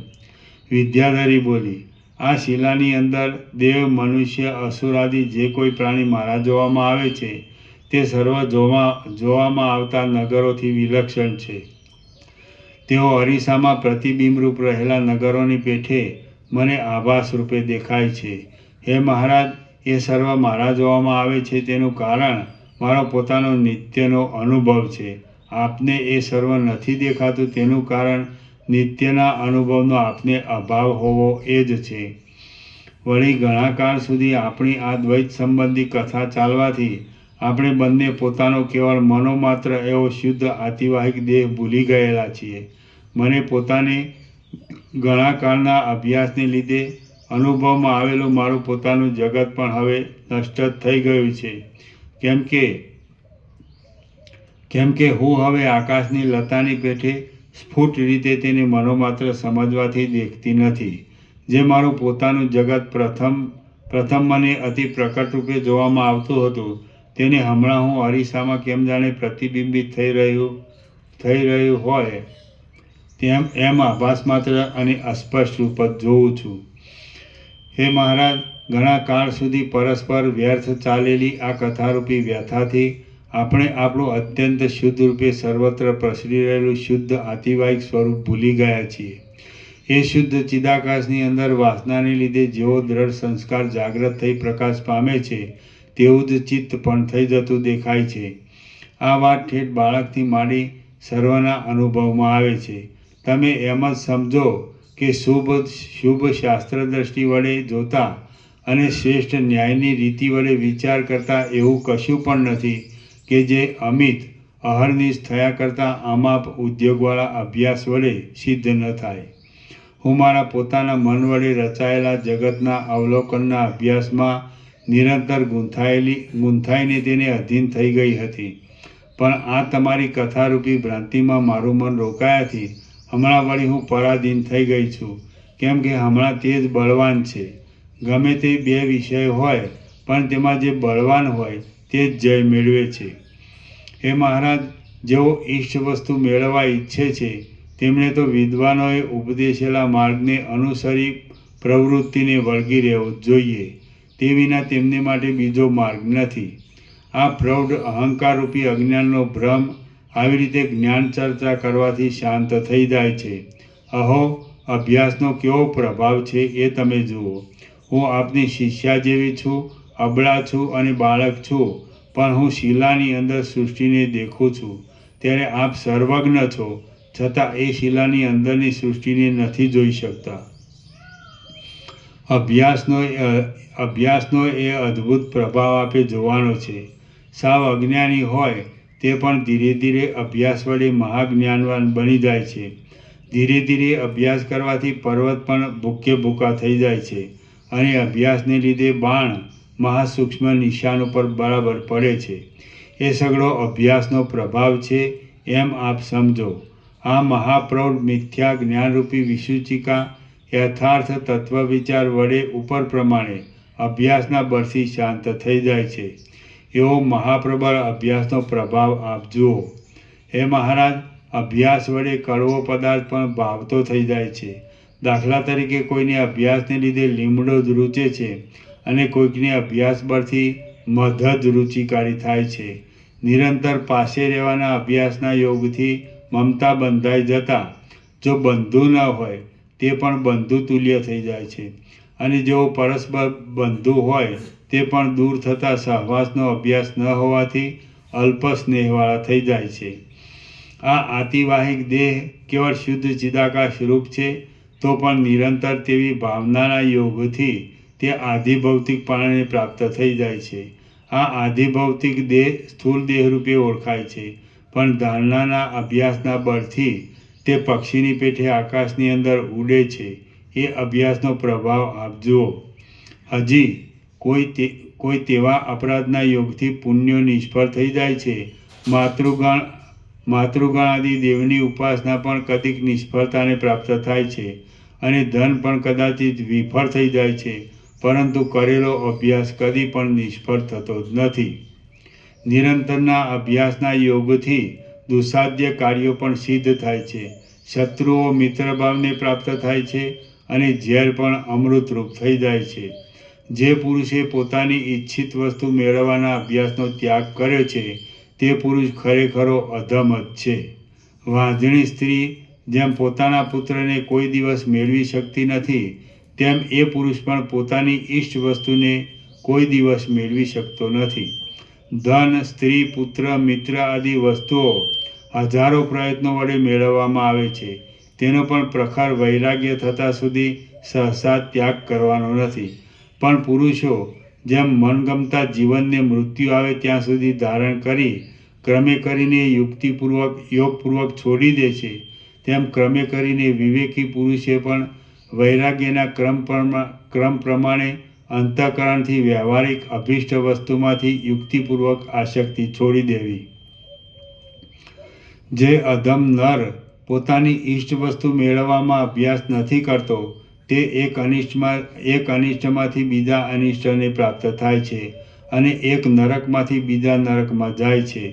સંસારને અસારરૂપ બતાવી આપનારા વિવેકને સેવનારા જે વિવેકી પુરુષો આત્મવિચારરૂપી અભ્યાસને છોડતા નથી, તેઓ જ આ માયારૂપી વિશાળ નદીને તરી જાય છે.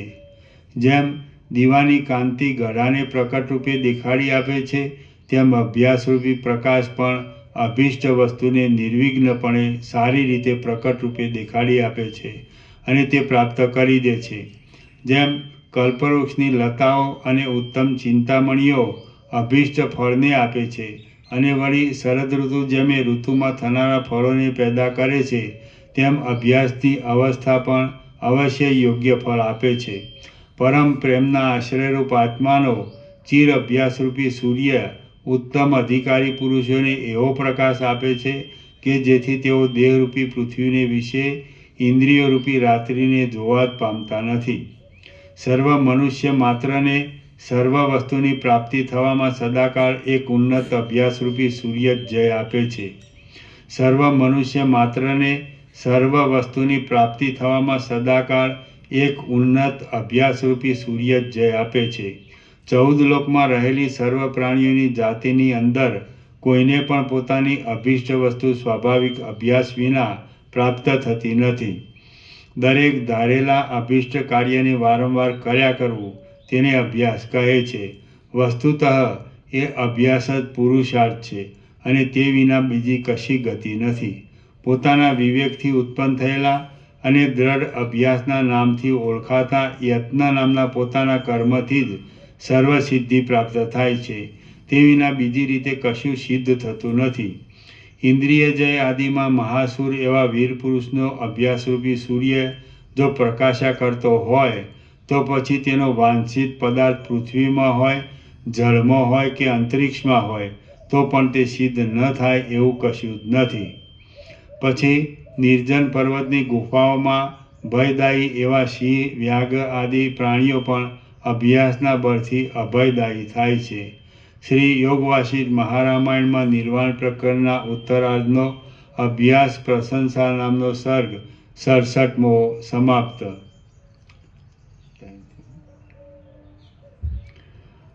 સર્ગ 68મો.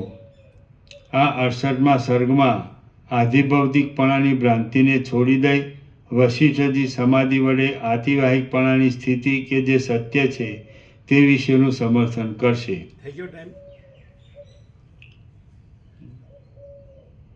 8:04 આતિવાહિક દેહની સિદ્ધિ અને દ્રશ્યની અસિદ્ધિ. વિદ્યાધરી બોલી, દ્રઢ અભ્યાસના નામે કહેવાતા સમાધિના યત્ન વિના દેહાદિકમાં થઈ ગયેલી આધિભૌતિકપણાની ભ્રાંતિ નિવૃત્ત થતી નથી અને આતિવાહિકપણાનો ભાવ પ્રગટ થતો નથી. આથી બીજી સૃષ્ટિ સાક્ષી વડે જોઈ શકાતી નથી. માટે હવે આપણે બંને નિર્મળ પરમાત્માની અંદર સર્વનું જ્ઞાન ઉત્પન્ન કરી શકે એવી સમાધિરૂપી ધારણા વડે આતિવાહિકપણાને પ્રકટ કરનારો આપણો પ્રાચીન અભ્યાસ પાછો કરવા માંડીએ. એટલે મેં વર્ણવેલું શિલાની અંદર રહેલું તે જગત પ્રકટ રૂપે જોવામાં આવશે. વશિષ્ઠ બોલ્યા, વિદ્યાધરીએ મને ઉપર પ્રમાણે યુક્તિયુક્ત વચનો કહ્યા એટલે હું પર્વતની ઉપલી ભૂમિકામાં પદ્માસનવાળી સમાધિમાં પ્રવૃત્ત થઈ ગયો. પછી એ સમાધિની અંદર સર્વ બાહ્ય વસ્તુમાત્ર સંબંધી સંકલ્પનો ત્યાગ કરીને મેં એકાંત પ્રદેશમાં એક કેવળ ચૈતન્યની જ ભાવના કરી. તેમજ પ્રથમ ચાલેલા કથા પ્રસંગ સંબંધી સંકલ્પરૂપી મેલને પણ છોડી દીધો.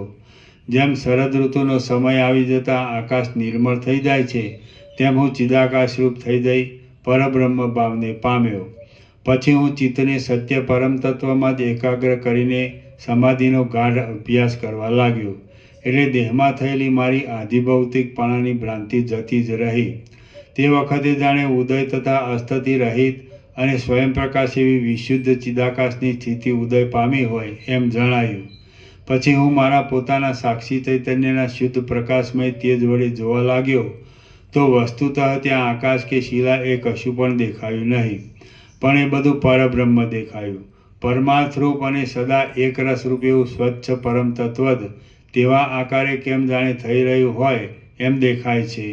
પરમ તત્વરૂપ મારો આત્મા જ શિલાની તેવી ભાવનાના બળથી શિલારૂપે મને દેખાયો. જેમ સ્વપ્નની અંદર કોઈ ઘરમાં રહેલી મોટી શિલા જોવામાં આવે છે પણ તે ચિદાત્માનો વિવર્ત હોવાથી ચિદાત્મા રૂપ જ છે, તેમજ મને આકાશની અંદર દેખાયેલી એ શિલા પણ શુદ્ધ ચિદાકાશ રૂપ જ હતી.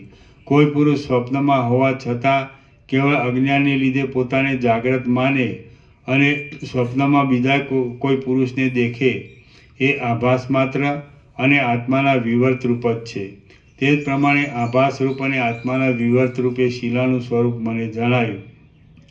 જેમને સ્વપ્ન અવસ્થામાં પોતાનું મનોમય શરીર ખડું થઈ જઈ તેનું માથું કપાઈ ગયાની પ્રતીતિ થઈ હોય છે એવા ભ્રાંત અને પ્રાતિભાષિક પુરુષો જ આ સંસારની અંદર રહેલા છે.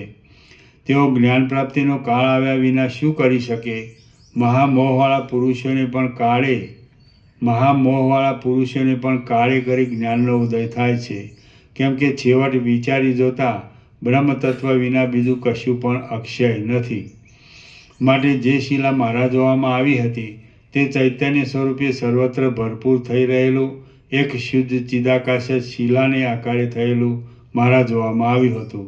બાકી તેમાંનું પૃથ્વી આદિ કશું પણ સત્ય ન હતું.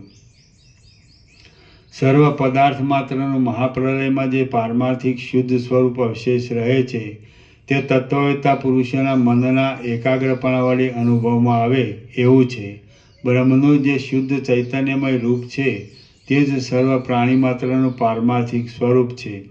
અવિવેકી પુરુષો તેને જગતના આકારે કહે છે અને મનોરાજ્ય તથા સંકલ્પ પણ તે જ કહેવાય છે. બ્રહ્મ માયાના સંબંધી સબલ બ્રહ્મ કહેવાય છે. તેની અંદર જગત સંબંધી સંસ્કારો વડે રંગાઈ રહેલો જે ચિદાત્માનો અંશ છે તે આતિવાહિક દેહરૂપ છે, પણ પરમાર્થ દ્રષ્ટિથી જોઈએ તો તે પણ પરબ્રહ્મ જ છે.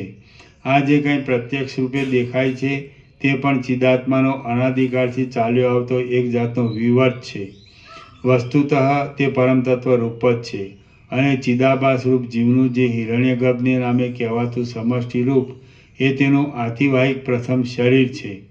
અશુદ્ધ બુદ્ધિથી જ્યારે સમષ્ટિ ભાવ વિસરાઈ જાય છે ત્યારે તે વ્યષ્ટિરૂપ થઈને સર્વ મનુષ્યની પ્રતીતિમાં આવે છે, અને તે મન કહેવાય છે.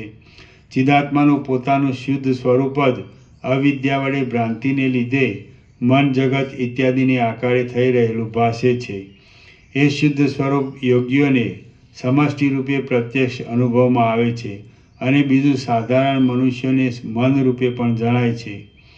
હે પ્રિય રામચંદ્રજી, હમણાં અવિદ્યાને લીધે ખડો થઈ ગયેલો અને મનને પ્રત્યક્ષ રીતે અનુભવમાં આવતો આ આધિભૌતિક સ્થૂળ દેહ કેવળ કાલ્પનિક છે. તેથી તે અત્યંત મિથ્યા રૂપે જ ઉઠેલો છે, અને પ્રત્યક્ષ રીતે તે સાવ અસત્ય છે એમ તમે સમજો. અહો, આ માયા કેવી વિચિત્ર છે! આત્મ સ્વરૂપ પ્રથમ પ્રત્યક્ષના જેવું સ્વતઃસિદ્ધ છે, છતાં એના પ્રભાવથી તેમાં પરોક્ષ બુદ્ધિ થઈ જાય છે, અને જગત મન વગેરે જે વસ્તુતઃ પરોક્ષ જેવા છે તેમાં આ પ્રત્યક્ષ છે એવી કલ્પનાનો નિર્ણય બાંધી લેવામાં આવે છે. આ સ્થૂળ દેહના અધ્યાસની પહેલાં આતિવાહિક દેહના અધ્યાસનો પ્રત્યક્ષ રીતે ઉદય થાય છે, અને તે જ સત્ય રીતે સર્વની અંદર રહેલો છે એમ તમે સમજો. બાકી જે આધિભૌતિક સ્થૂળ દેહપણાની પ્રતીતિ થાય છે તે તો માયા માત્ર છે. જેવી રીતે સુવર્ણના કડા કુંડળ આદિ આકારો અનુભવમાં આવતા છતાં વસ્તુતઃ તે કલ્પિત હોવાથી સુવર્ણના સ્વરૂપની અંદર નથી, તેવી રીતે આતિવાહિક દેહનું આધિભૌતિકપણું વસ્તુતઃ છે જ નહીં. જે ભ્રાંતિરૂપ છે તેને જીવ અવિચારને લીધે સત્ય સમજે છે, અને જે સત્ય છે તેને તે ભ્રાંતિરૂપ સમજે છે. અહો, જીવનું એ જ મૂઢપણું છે. આ આધિભૌતિક સ્થૂળ દેહ વિચાર વડે જોવામાં આવતો નથી, અને આતિવાહિક દેહ તો વાસના ક્ષય થતાં સુધી અક્ષય જ છે. તેમજ આ લોક અને પરલોક એ બંનેમાં નિર્વાહ કરનારો છે. નિર્જળ મરુભૂમિમાં જેમ જાજવાના જળમાં ખરા જળની મિથ્યારૂપે પ્રતીતિ થાય છે, તેમ આતિવાહિક દેહની અંદર મિથ્યારૂપે જ આધિભૌતિકપણાની ભ્રાંતિ ખડી થઈ જાય છે. જેમ ઠૂઠાની અંદર ભ્રાંતિને લીધે પુરુષપણું દેખાય છે, તેમ આતિવાહિક દેહની અંદર દેહ દ્રષ્ટિને લીધે અતિ પ્રૌઢ એવી આધિભૌતિક દેહની ભ્રાંતિ થઈ રહેલી છે. જેમ ભ્રાંતિને લીધે છીપમાં રૂપાની પ્રતીતિ થાય છે, જેમ ઝાંઝવાના જળમાં ખરા જળની પ્રતીતિ થાય છે, અને જેમ ચંદ્રમાં દ્વિત્વની બેપણાની પ્રતીતિ થાય છે, તેમ માયા વડે જ આતિવાહિક દેહની અંદર આધિભૌતિકપણાની પ્રતીતિ થઈ આવે છે. અહો, આ જીવમાં અવિચારથી ઉત્પન્ન થયેલો મોહનો કેવો મહિમા છે! જે અસત્ય છે તેને તેણે સત્ય માની લીધું છે, અને જે સત્ય છે તેને તેણે અસત્ય માની લીધેલું છે.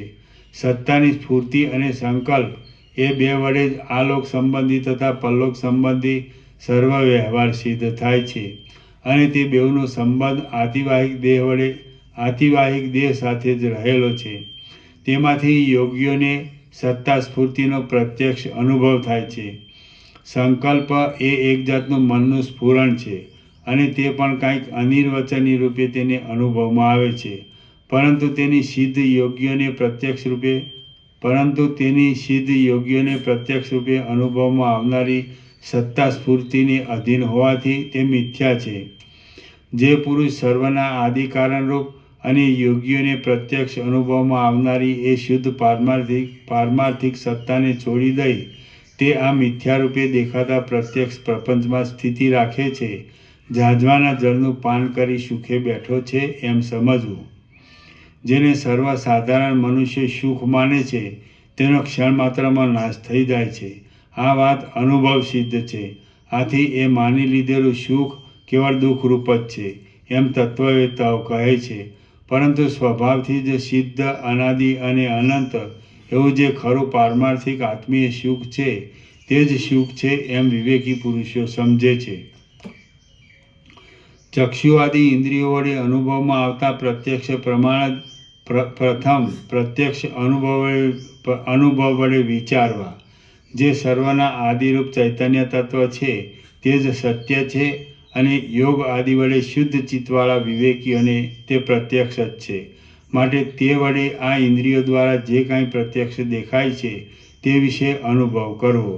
ત્રણેય લોકનો અનુભવ કરાવનાર પ્રત્યક્ષ ચૈતન્ય તત્વને છોડી દઈ જે પુરુષ આ લોક સંબંધી માયામય પ્રત્યક્ષને જ કેવળ વળગી રહે છે તેના જેવો આ જગતમાં બીજો કોઈ અતિ મૂર્ખ નથી. ફરીથી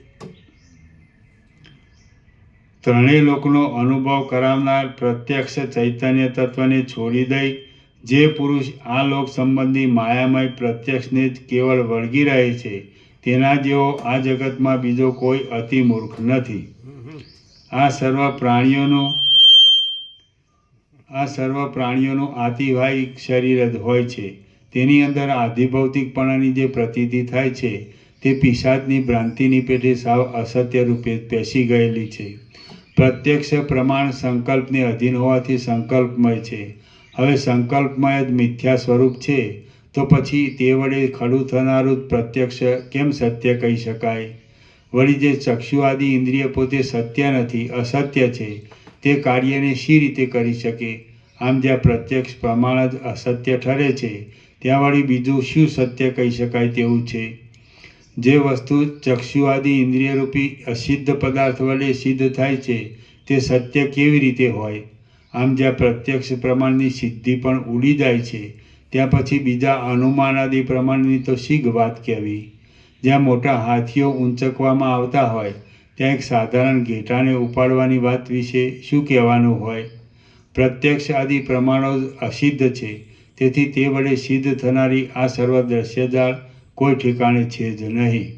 જે કાંઈ આ ચિદાકાશની અંદર તેનાથી અભિન્ન સત્તાવાળું છતાં અનિર્વચનીયપણે જુદે રૂપે દેખવામાં આવે છે તે ચિદાત્માથી જુદું નથી પણ સર્વદા એક રસ રૂપે રહેલું છે. તે બ્રહ્મ જ સર્વત્ર ભરપૂર છે. પોતાના ઘરમાં સૂતેલા કોઈ એક પુરુષને સ્વપ્નમાં જોવામાં આવેલો પર્વત વસ્તુતઃ તો શૂન્ય છે અને ચિદાકાશ રૂપ છે, કેમ કે બીજાને તે પર્વત જોવામાં આવતો નથી.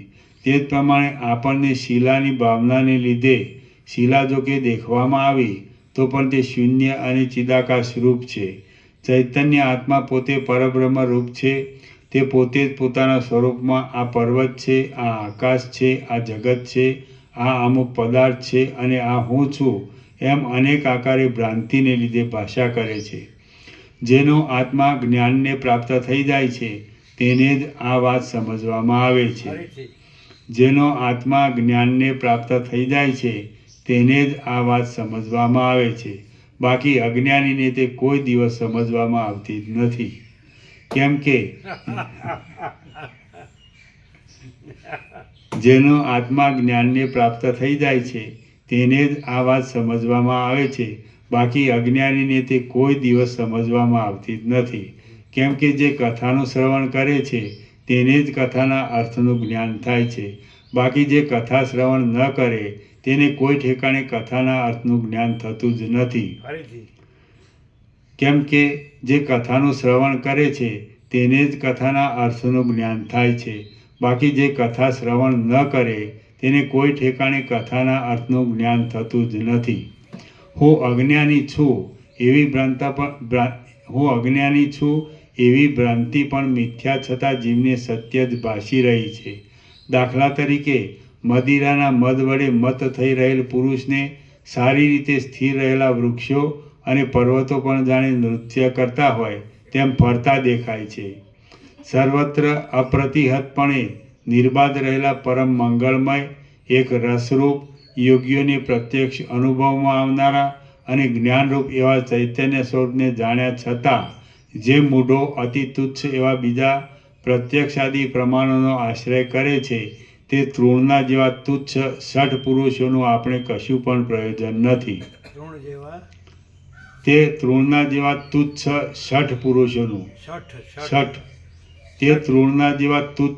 શઠ પુરુષોનું આપણે કશું પણ પ્રયોજન નથી.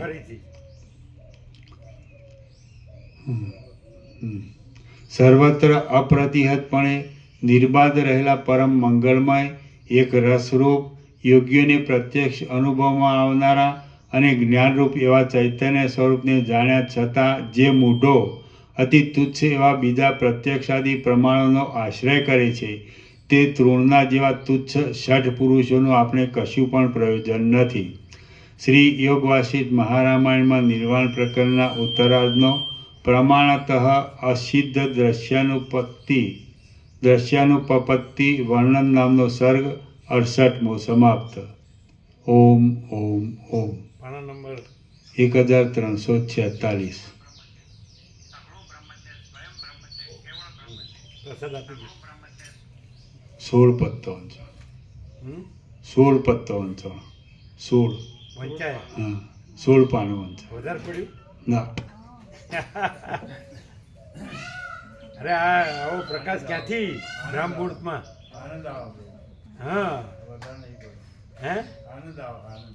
હા આનંદ આવે.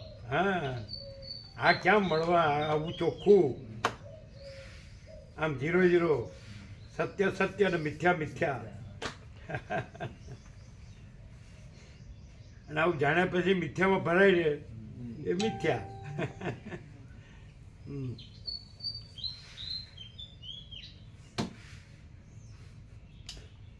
એક 1346 ચાર ને ચાર 76.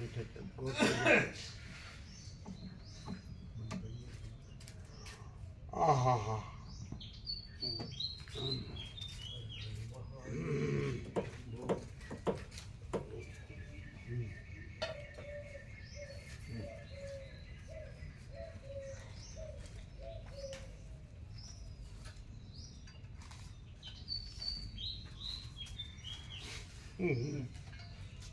બરોબર સમજાય ને આમ એકદમ આરપાર નો સમજાય ને. આસપાસ સમજાયો.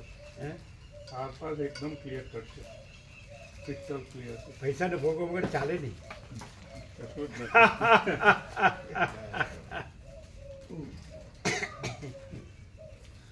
એવું સમજાય એવું સમજાય કે પૈસાને ભોગો વગર ચાલે નહીં એવું સમજાય. એવું ના સમજાય. वसिष्ठ में सब ठग पकड़ जाते हैं.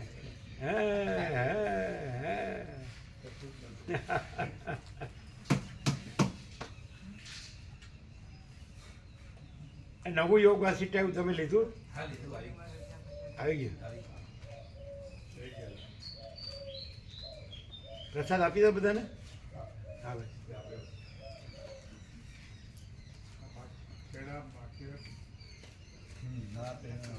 અચ્છા બધાને પહોંચે એવી રીતે આપો.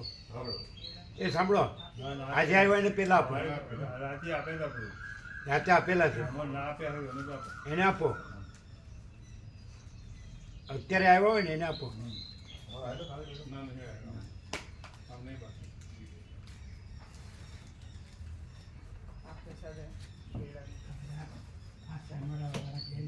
આ તો શિવરાના બાળકો પણ સાંજે આવ્યા હતા એટલે એને મહુવામાં જોબ મળ્યો શિક્ષકનો. એ પ્રસાદ લાવ્યા હતા. ચિરાગ પ્રભુના ભાઈ. ચિરાગ પ્રભુ શું છે? હા લેજો લેજો. ચિરાગ પ્રભુના ભાઈ ને એને મોટા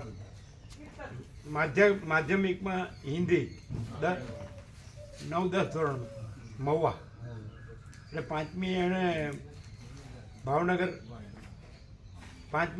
હાજર થવાનું. એટલે ભાવનગર જિલ્લો અને મહુવા તાલુકો નહીં? એવું કહેવાય. પહેલા જિલ્લામાં જ થવું પડે. હે પહેલા જિલ્લામાં જ થવું પડે. આ એની ઓફિસમાં પેલા ત્યાંથી એને મોકલે ને. ત્યાંથી તાલુકામાં મોકલે, ત્યાંથી સ્કૂલ. ત્યાંથી સ્કૂલમાં તાલુકામાંથી આ બધાને એક એક આપો. આ લીલા છે તે માલસરના છે ક્યાં ને? લાવો આવજો એક. આખું જોઈને આપો. માલસર છે ને? હા કુદરતી પાકેલો. એને જિલ્લામાંથી તાલુકામાંથી સ્કૂલમાં મોકલે એમ ને? પાંચમીએ જવાનું. પાંચમી હમણાં જ એમને મળ્યું, કાલે સાંજે આવ્યા. ચિરાગ પ્રભુના ભાઈ.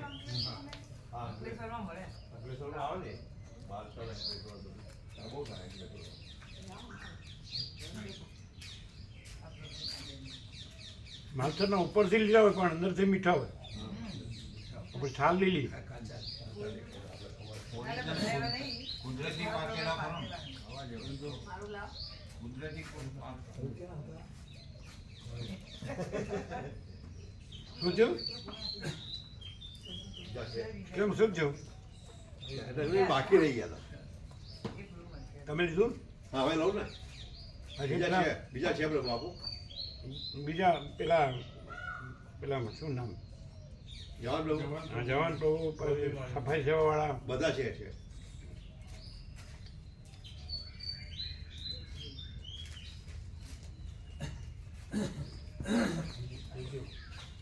છાલ લેવા આવી.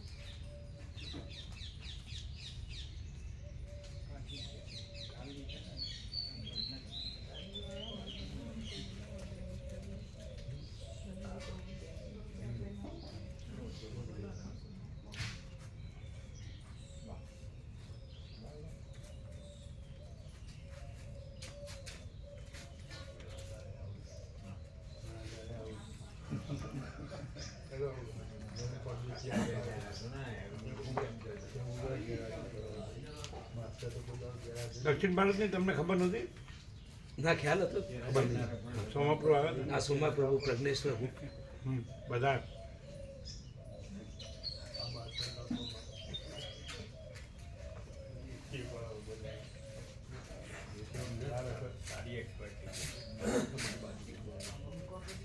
હા પાકું. તો પછી હા જાઓ પાકું છે. તરત આમ છૂટું પડી જાય બસ.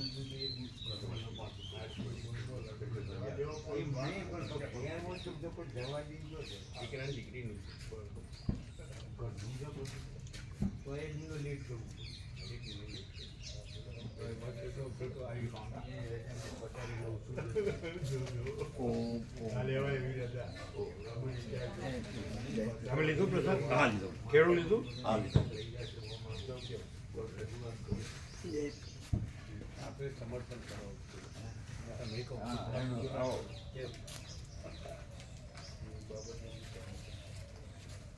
તમે લીધું? લીધું. માલસર આપણે ખૂબ રહ્યા, ખૂબ તત્વબોધ કર્યો. માણસો નર્મદા. પ્રભુ અમારે ત્યાં આ 6ઠ્ઠી તારીખે દીકરાની દીકરીના લગ્ન પ્રસંગ એ પ્રસંગે આપને અને આ બાળકોને પધારવા માટેનું આમંત્રણ આપવું છું. ભાવિકો ભલે આવે, અમે ક્યાંય થતા નથી. લૌકિકમાં અમે નથી થતા. સંસારિક, માહિક, લૌકિક, રાજકારણી સંસ્કાર તો છઠ્ઠી લગન છે. પોતમી આવો. છઠ્ઠી લગન છે તો એ બધી ધમાલ તો છઠ્ઠી આ તો એ આવો છઠ્ઠી આવો. હા, 5મી આવે. પ્રસાદ પાંચમી છે ને? છઠ્ઠી પ્રસાદ અહીં મોકલી દેજો. ભાઈ ભલે આવે, અમારો પ્રસાદ અહીં આવો. બસ આ બધાને લઈ જાઓ.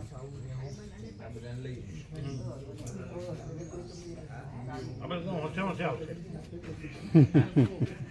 એને કર્યું છે એવું એટલે અમે એવું કર્યું નથી હજી. આ બધા એવું કર્યું છે એટલે હોંશે આવશે.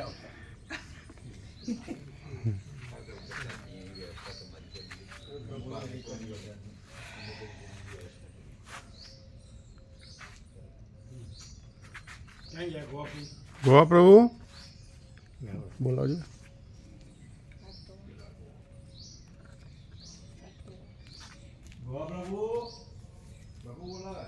તમારે ચિરંજીવની બેબી હા, એમના બાબાની બેટી. છઠ્ઠી. છઠ્ઠી મેરેજ હતી.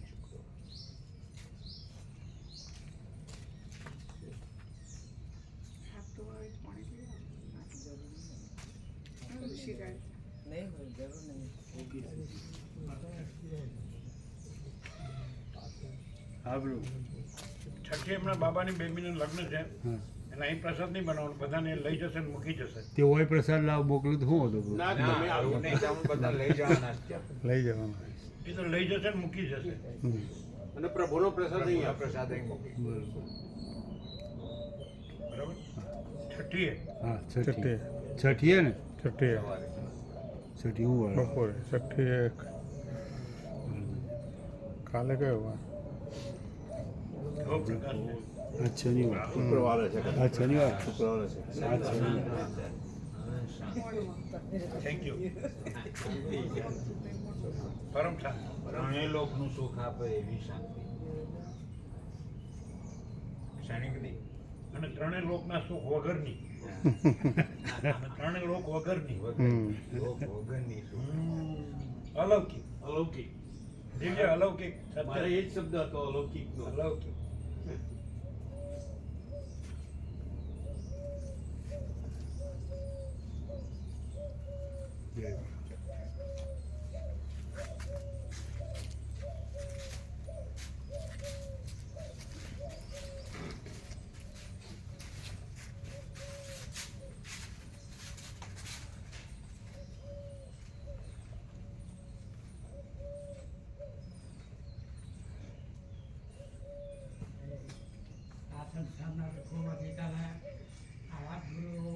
પાછું બોલશે હો કાંઈક ને કાંઈક. વાત પણ એ પ્રભુ ખુશ ખુશ થઈ જાય ના, ખુશ રહેશે ગમે તે ખુશ મળે થઈ જાય. વાતો બહુ કરે છે એમનો આનંદ બહુ છે બહુ આનંદ છે સરળ છે સરળ બહુ આનંદ આવે આવ્યો પાછું એ બોલે તમારે સાંભળવું પછી તમે બોલો એને ન નહીં, બોલો. એમનું જ સંભળાય રાખે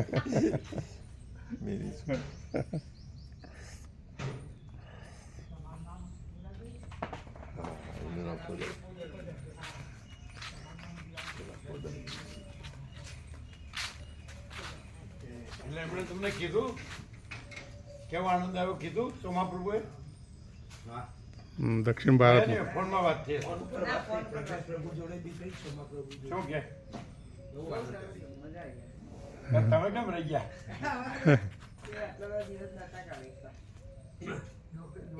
એમના ધંધામાંથી આટલા બધા દિવસ નતા કરી અઠવાડિયું હોય ને તો કે આ જઈએ એમ એવું હતું. અરે આખે આખા બધા દિવસો માટે જતા રહેવાનું છે એનું જતા